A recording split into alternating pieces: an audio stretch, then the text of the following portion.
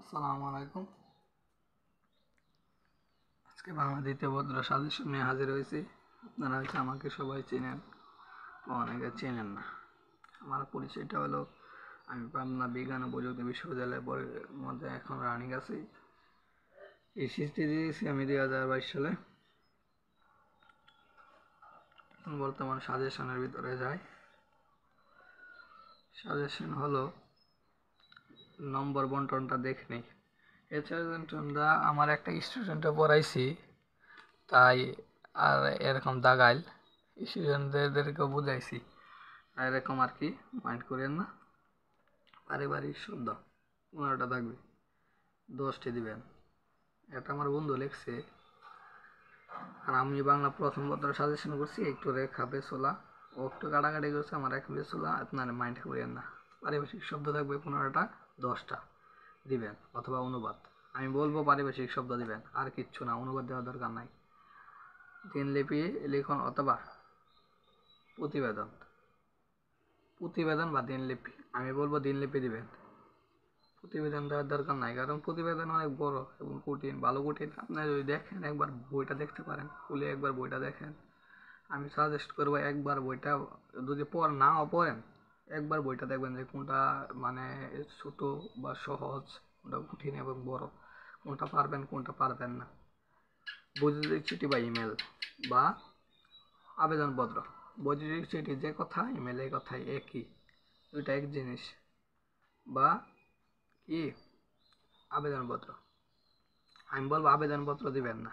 আপনারা বলতে পারেন ভাই 10-এ পড়ছি, ভাই 10-এ পড়লেও, ইমেলে তো 10-এ পড়ছেন, একটু ব্যবধান খালি, ইমেলে 10-এ পড়ছেন, ইমেলে অনেক ছোট, অর্ধেক পৃষ্ঠার মাঝে হয়ে যায়, অর্ধেক পৃষ্ঠার মাঝে হয়ে যায়।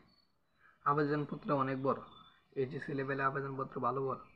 তারপর সারাংশ, সারমর্ম, আমি বলবো এই দুইটা পড়ার দরকার নাই, শুধু ভাব সম্প্রসারণ পড়বে, শুধু ভাব সম্প্রসারণ। সংলাপ, উদয় গল্প, আমি বলবো সংলাপ পড়বেন, আর কিছু দরকার নেই। সংলাপ মানে ডায়লগ, বাংলার ডায়লগ। দিনলিপি, তোমাদের কলেজে ওদের সাজেশনগুলো, তোমাদের কলেজে বসন্ত উৎসব একটি দিনলিপি লেখো, বাংলা নববর্ষ উদযাপনের একটি, তোমাদের মাধ্যমিক পরীক্ষার ফলাফল, পদ্মা সেতু দর্শনের।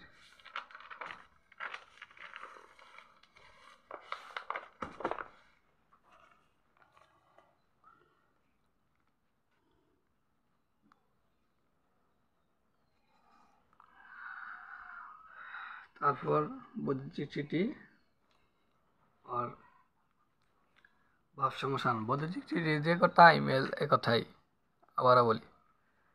তারপর বৈদ্যুতিক চিঠি ইন্টারনেটের ব্যবহারের সুফল ও কুফল। বাইকে একটা বৈদ্যুতিক চিঠি, সড়ক দুর্ঘটনা আমাদের বন্ধুকে জানিয়ে একটি মানে আর্থিক সাহায্য চাই, একটি ইমেল। তোমার বোনের বিয়েতে আমন্ত্রণ জানিয়ে বন্ধুকে একটি ইমেল। বিশ্ব বালক দিবস উপলক্ষে আর কি একটি ইমেল। ভাব সম্প্রসারণ, সুশিক্ষিত লোক মাত্র সুশিক্ষিত, যোজন বিদায় হইলেও পরিচিত, স্বাধীনতা অর্জনের চেয়ে স্বাধীনতা রক্ষা করা কঠিন, এগুলা। তারপর সংলাপ রচনা, সংলাপগুলা দেখেন। আপনারা বলতে পারেন অনেকে যে ভাই আপনি অনেক কম দিচ্ছেন, এগুলা পরে কি কমন আসবে। আমি ফরম্যাট আকারে দিব, ফরম্যাট। অপসময় শব্দ ফরম্যাট দেওয়া জানা, বৈদ্যুতিক একটা ফরম্যাট, দিনলিপি একটা ফরম্যাট, সংলাপ একটা ফরম্যাট, সবগুলো একটা ফরম্যাট দিয়ে দিব। আর পারিভাষিক শব্দ একবারটা বলছি, ও তোমাদেরকে দিয়ে দিবে, ও তোমাকে দিয়ে দিবে, চিন্তা করিও না, চিন্তার কোনো কারণ নাই। তোমাদেরকে ভালো কিছু দেওয়ার চেষ্টা করবো, ভাইয়ের সাথে থাকো, দেখো আমরা তোমাদেরকে ভালো কিছু দেবো। মানে অনেকে আছে গাইড এবং টেস্ট পাবো, অনেকের আছে বর্তমানে এইচএসসি 24, তারা গাইড পর্যন্ত কিনে নেয়।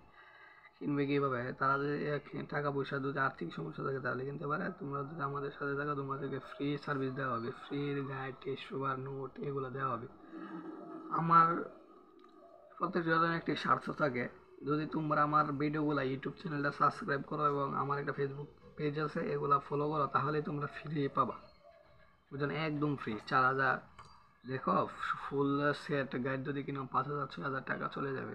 কিন্তু তুমি যদি আমাকে সাহায্য করো, আমিও তোমাদেরকে সাহায্য করছি, এমনকি আমি ফ্রিতে ক্লাস নিব, সমাজ এবং যেগুলো তোমরা পারবা না এগুলো ফ্রিতে ক্লাস নেবে, এবং আমি আছি, আমার একজন বন্ধু আছে তোমাদের বড় ভাই, ও ক্লাস নেবে।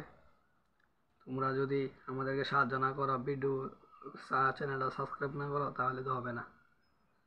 আর যার ইচ্ছা সে করবে, আর যার ইচ্ছা সে করবে না, সমস্যা নাই, নো প্রবলেম।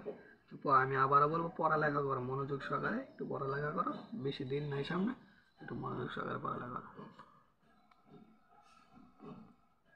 আসসালামু আলাইকুম।